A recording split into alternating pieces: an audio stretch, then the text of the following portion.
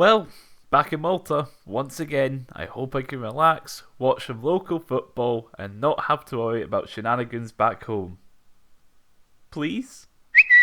Oh, come on. Yes, for the second time in 3 years, the SPFL Tier 5 playoff has had a team be rejected due to not having the sufficient licence. This time, it is Lowland League winners Linlithgow Rose. So, seeing as I've already covered the previous instance of this happening to Bucky Thistle, it's time to see why Linlithgow Rose have failed a licence and why this issue went from not happening at all to now happening twice in 3 years. Linlithgow Rose have historically been one of the bigger junior teams in the region. Between 1964 and 2013, Linlithgow had won 4 junior cups and been runners-up 3 times, with multiple different league titles to list. This all changed in 2018, however, as, like many other junior clubs, Linlithgow moved over to the East of Scotland League as part of the shift towards a functioning pyramid system. The East of Scotland League up until this point was just a single league of 13 teams, following Kelty's arrival, but over the summer of 2018, 26 teams were added, with 25 coming over from the various junior leagues and Hoyt Royal Albert dropping down from the Lowland League. This meant the league was split into 3 conferences of 13, with the winners of each conference qualifying for a championship playoff, while the top 5 and the best 6th place team would go into a new Premier Division for the following season. Linlithgow would finish second, 5 points behind Broxburn Athletic, so would play in the Premier Division the following season. Their first season in the Premier Division, they would finish 9th, but this was of course the shortened 1920 season, where COVID cancelled everything after the Rose had only played 17 of their 30 games. The following season was again massively shortened and later cancelled, with Linlithgow 3rd after 11 games, meaning their first full season would be the 2021-22 season, where they finished 3rd, 12 points off of champions Trinent. The following season, however, they were able to win the league, 8 points clear of Socky Juniors, and thanks to Beef winning the West and not having a licence, and the same for Abbey Vale winning the South, Linlithgow were automatically promoted to the Lowland League. Their first season in Tier 5 would see them finish 8th, 31 points off of champions East Kilbride, but last season saw them improve to 5th, 16 points off of East Kilbride, who actually got promotion this time. With East Kilbride out of the league, it meant the Lowland League title was going to be a free-for-all. Bonnyrigg Rose, champions of the division in 2022, had been relegated back down. Clydebank had entered from the west. Trinent had established themselves as a top team, and Linlithgow were gaining traction over the past few seasons. Going into Christmas then, there was a 9-point gap between Clydebank in 1st and Trinent down in 6th, leading to me making a video go into detail of each team's seasons and their chances at a potential promotion to the SPFL. Linlithgow at the time were 8 points behind but had 2 games in hand, so were definitely still in with a shout. Following defeat at home to Hearts B at the beginning of February, however, they had dropped to 7th, 13 points behind Bonnyrigg with 2 games in hand. It seemed the dream was over. Linlithgow proceeded to beat Gala Ferrydean Rovers 4-0, Keldon Beef 2-1, Caledonian Braves 1-0, Gretna 2-0, Broxburn 6-1, Berwick 2-0, East Stirlingshire 4-3, and a 3-0 draw with Civil Service Strollers would only be a blip, with a 1-0 win against Trinent and a 3-1 win against Celtic B, setting up a massive final 2 games for the Rose. This run had set up a 3-way title fight, with Clydebank top on 70 points, Linlithgow second on 69 points, and Bonnyrigg third on 68 points. Linlithgow's final 2 games were against their title rivals. They would come up against Clydebank first, who had been on an equally impressive run, with their last 7 games seeing them win all 7, including a 5-1 win over Bonnyrigg, 6-0 against East Stirlingshire, 8-0 against Hearts B, and back-to-back 4-0 wins against Cowden Beef and Broxburn. This would not faze Linlithgow, however, as they would run out 4-1 winners to set up a final day showdown for the title. The situation was simple: win and the title was theirs. A draw would not be enough, as Clydebank, thanks to their run, had a far superior goal difference and were 2 points behind. At half-time though, it was 1-0 to Bonnyrigg, and Clydebank were winning, meaning the title would be heading west. While Clydebank were going to win 2-0, they would not be champions, as Linlithgow would come from behind to win 2-1, securing the title and a place in the SPFL playoff where they would face Brora. Or so they thought. The following day, it was announced that Linlithgow Rose would not be taking part in the playoffs due to not having the required licence, meaning that Brora Rangers would get a bye to the final where they would be facing off against Edinburgh City. The full SPFL statement reads, "As noted by the club, they did not obtain the requisite bronze level club licence owing to 6 variances in the criteria confirmed by the Scottish FA Licensing Committee on March 31st. They applied to the SPFL board for a period of grace until June, however this was rejected as it would have meant Brora Rangers and or Edinburgh City potentially losing their opportunity to participate in next season's SPFL to a club that was not compliant with SPFL membership criteria." So, what have they failed on? If we look at the list of clubs with a licence, we see Linlithgow, as of March 2026, have an entry licence with a bronze level ground, but entry for both first team criteria and legal/admin/finance and codes criteria. It seems that the main issue was a lack of audited accounts, something that was required to have been done for February 28th when, as mentioned previously, Linlithgow were 14 points off the top of the table. Did Linlithgow win the league by accident? I don't know. I never thought I'd get this far. Well then, allow me to suggest your next move. Yeah! Curse you, Krell! Following an interview with Sam North of 30 Adventures, the Linlithgow Rose president confirmed what had happened behind the scenes. Yeah, so we knew going into the end of February that we had some variances with the SFA bronze licence criteria.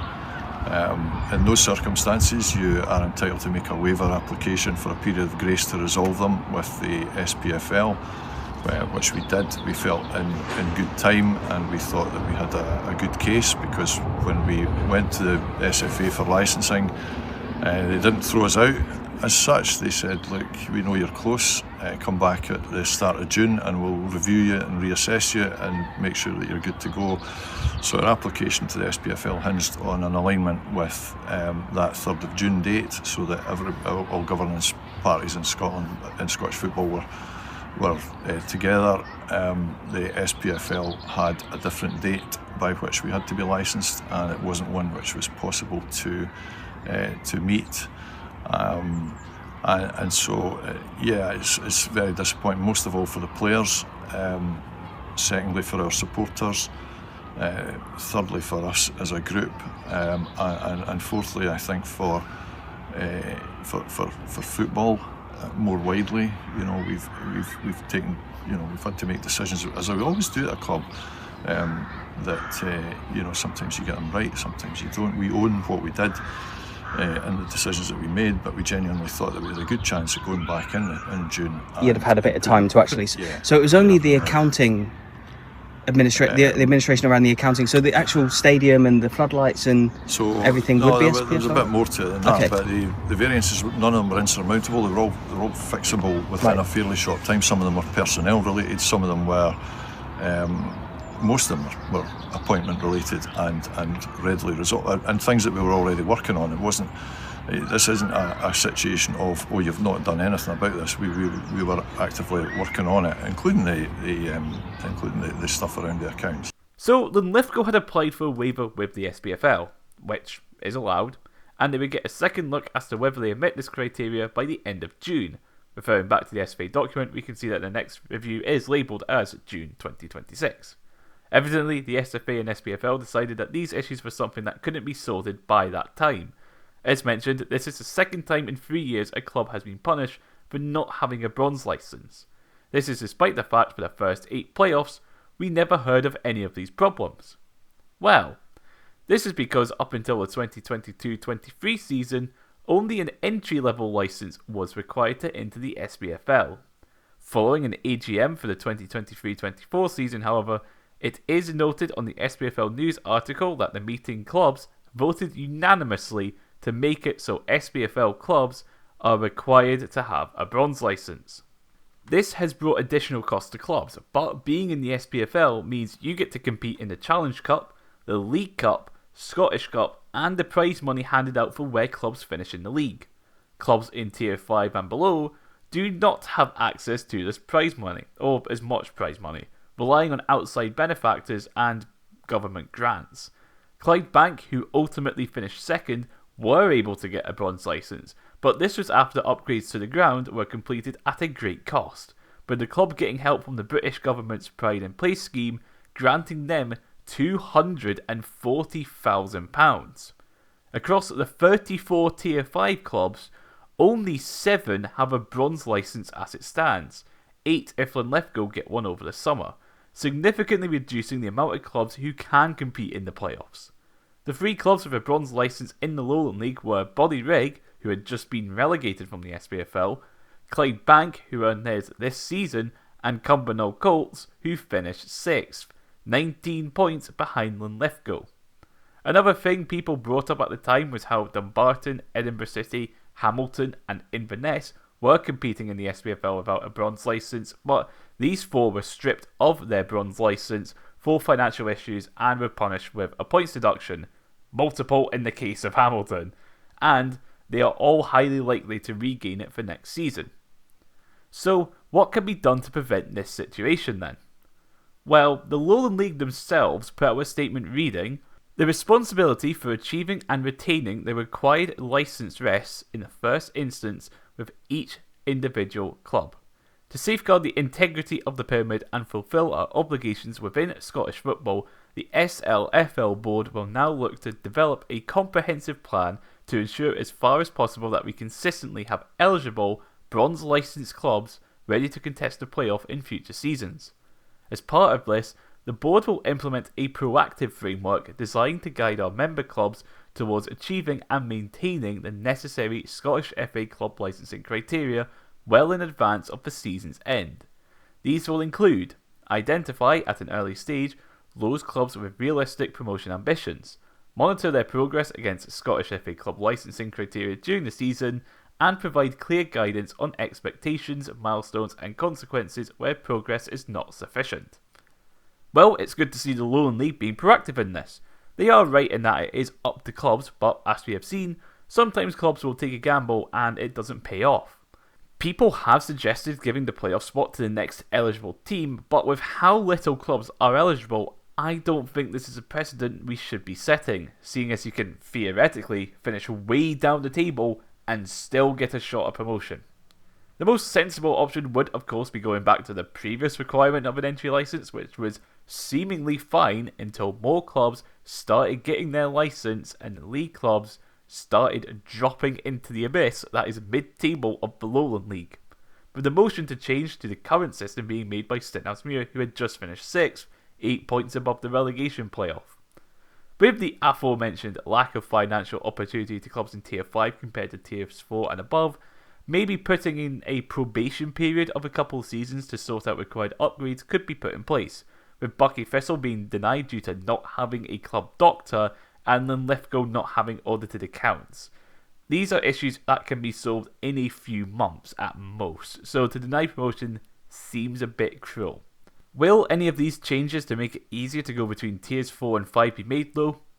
Of course not, because that would involve clubs thinking about anything other than themselves. Just ignore that making it harder to get relegated also makes it harder to come back up. Just ask Brecon, Albion Rovers, Cowden Beef, East Stirlingshire and Berwick. That's all for this video, and of course I hope you enjoyed. What are your thoughts on the situation? Should Linlithgow be allowed to play anyway? Should Clydebank be allowed to take their spot? Let us know in the comments below. Channel memberships are available via the link down below. Those who have signed up have their names on screen now. Liking, sharing and subscribing are all appreciated, and I will see you in the next video. Bye.